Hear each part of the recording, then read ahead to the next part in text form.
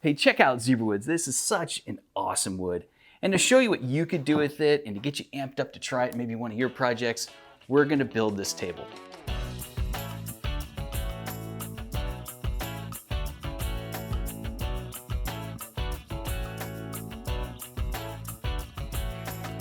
So thanks for checking in. My name is Mark. I'm from Woodworker Source. You happen to be just in my garage today. This is just where I shoot videos for us, but we have 3 stores in Arizona. You can come visit us, pick out boards for your fantastic projects. We'd love to see you. Or you can visit our website, woodworkersource.com.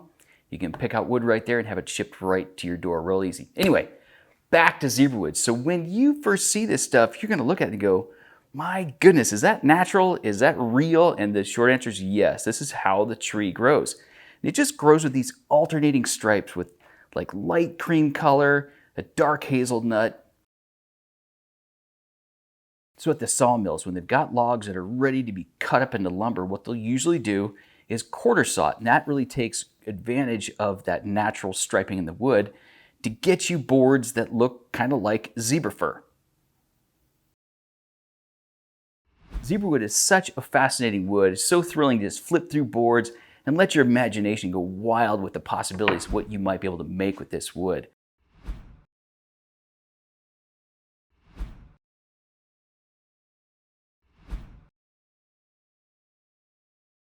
But I get that it can be a little intimidating to maybe pull the trigger on it for your project because it is a high-end wood, and I don't want you to have to waste any more wood than necessary, right? So I've got this idea that we could build a small table. And I think Zebrawood is going to be the perfect material for it to accentuate the design, okay? So I'm thinking it's got a trapezoid-shaped console top and maybe tapered and faceted legs and then a burst or something like that, some sort of offset fan pattern drawer front. So why don't we take these boards and get started on that table. We'll do some cutting, we'll do some shaping, we'll do some gluing, we're gonna do a whole bunch of sanding that I won't make you sit through, and of course we'll do some finishing and just give you everything you're gonna need to know to build a successful project out of Zebrawood. I'm just gonna start by arranging the boards to make a glue up for the top. Here I like to use a high quality dedicated ripping blade to give the boards a good glue ready edge. And I really recommend that you use a dark wood glue when you glue up Zebrawood. That's because it helps hide any imperfections that you've got in your joint. Once that glue is dry, I'm planing this down to 5/8. Just as a heads up here, Zebrawood is kind of notorious to plane because it likes to tear out. And so some planers actually have spiral heads that virtually eliminate tear out in woods like Zebrawood. So if your planer has straight knives, you can actually kind of simulate that by sending your workpiece through at a slight angle to actually reduce or even maybe eliminate the tear out. So the nice straight grain in Zebrawood really lends itself well to making this top look like it has continuous grain running down the sides and across the top, sort of like a waterfall. So I cross-cut this glued up panel in a way so that the very table top comes out of the very middle and then the 2 sides come out of the 2 ends. So then I can cut my joint in a way that makes it appear that the grain is just running continuously and seamlessly from the top and down the sides. It's a really cool effect. I need to show you something about cross-cutting on Zebrawood real quick, okay?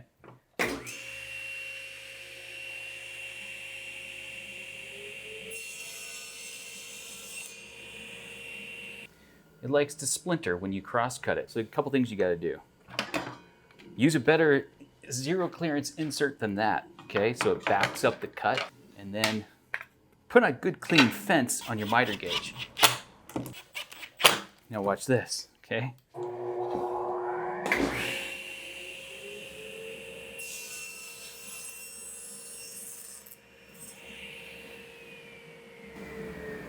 Way better. But another way to do it is to leave your workpieces a little bit wider than they need to be. Do your cross cuts first. Then when you go to rip, you're gonna rip off the side that's got some splintering happening. It works great.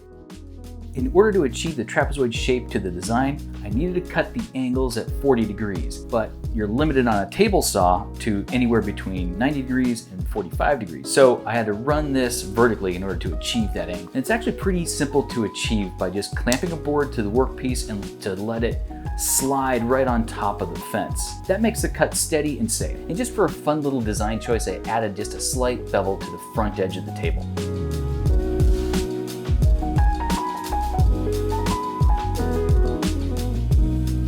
using some blue tape on the inside and the outside of these miter joints is really your friend because it makes it a lot easier to clean out the glue without making a bigger mess.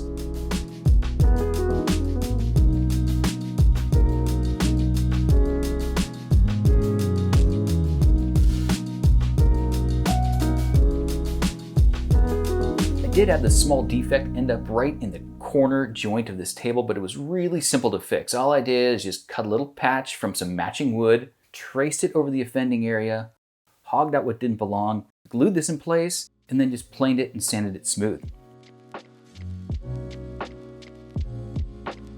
I just moved on to cutting some splines to reinforce the miter joints, and then I cut some splines out of matching Zebrawood. That's just kind of my choice. Some people like to use a contrasting wood, but I like to use the same wood so it kind of blends better. But that's just my choice.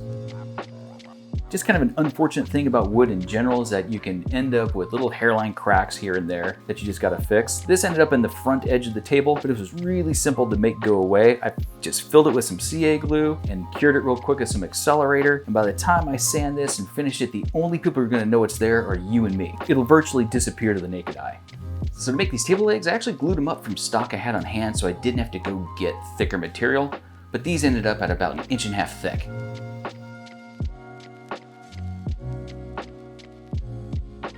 Then I just tapered these legs. I cut the ends at an angle to make sure they splayed out a little bit from the tabletop. I just cut them out with the table saw with my blade angled just to where it needed to be. And then I used a jig that just clamped the pieces in place at the right angle.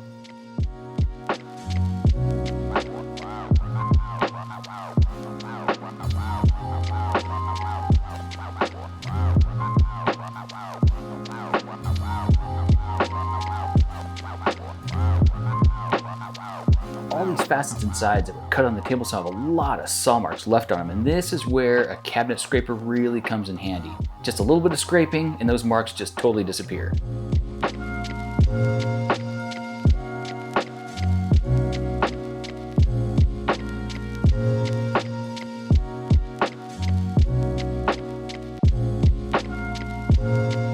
Making this burst pattern drawer front's really kind of fun. If you're thinking about replicating it, I recommend that you cut your pieces something like this so that their grain is coming out into the joint at some angle versus being parallel to the joint. Here's what I mean. When you go lay out your pieces together, when the grain meets the joint at an angle, it produces a really dramatic fanning effect versus pieces with really straight grain coming up to the joint.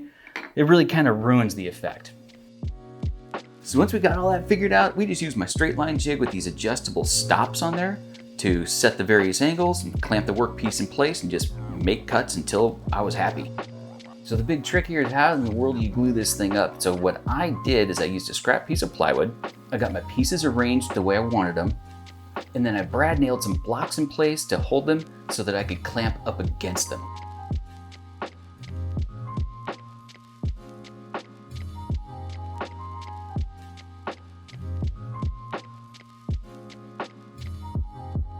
You notice that the grain's running in all different directions on this drawer front, so I used a 60-tooth general purpose blade to make these cuts. And that's just to say, with Zebrawood, even in a challenging cut like this, I got really nice results with just a basic general purpose blade.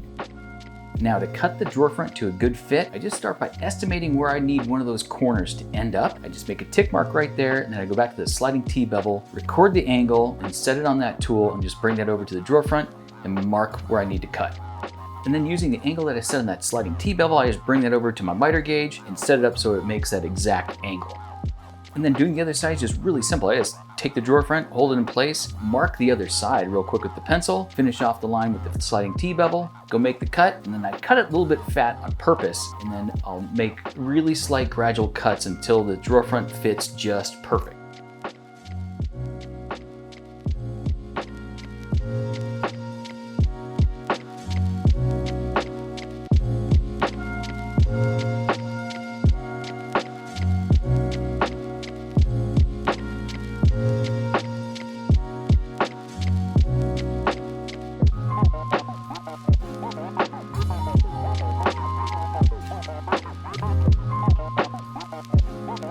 So now it's time to finish this table. We need to choose which finish we're going to use. And there are 3 things that influence my decision on that: the color, the application, and the durability. I'm gonna go with the wipe-on oil because it checks 2 of those boxes. That's the color and the application. So on a project like this, it's just way easier to me to do a wipe-on finish that can get into these tight corners a lot easier than like perhaps a brush. And you just get a better finish that way, in my opinion. As for the color, I really like the way oils darken up Zebrawood, and I arrived at that by making this finish sample. I did like lacquer, shellac, and a water base there, and then 3 different oils over here, and I just said, yeah, this is the one to do. So I really suggest you do the same exercise, which is make a finish sample. You don't need to make one this big, just use some cutoffs from your project. That's fine. The last thing we need to cover is the durability. I know someone's probably going to put a drink up there, maybe a potted plant. An oil finish is just not going to provide the protection that we need for that situation. So I've got some ideas for how to work through that, but let's get the oil put on first, and then we'll come back to the durability issue.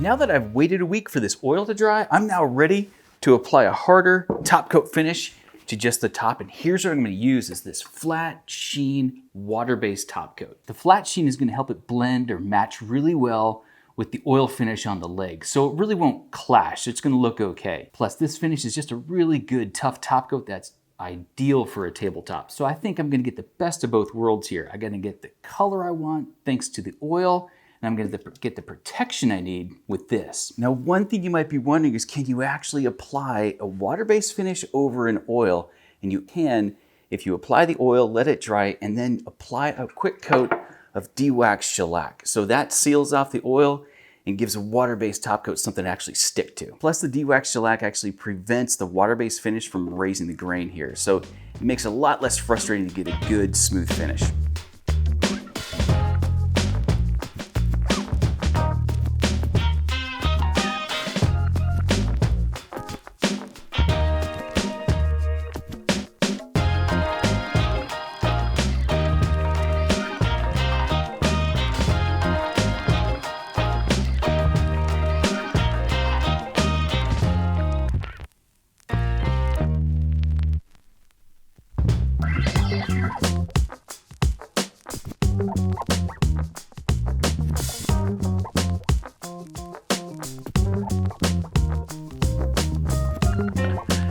All right, so that's what it's like to build a project with Zebrawood. Just gotta remember the keys about doing so.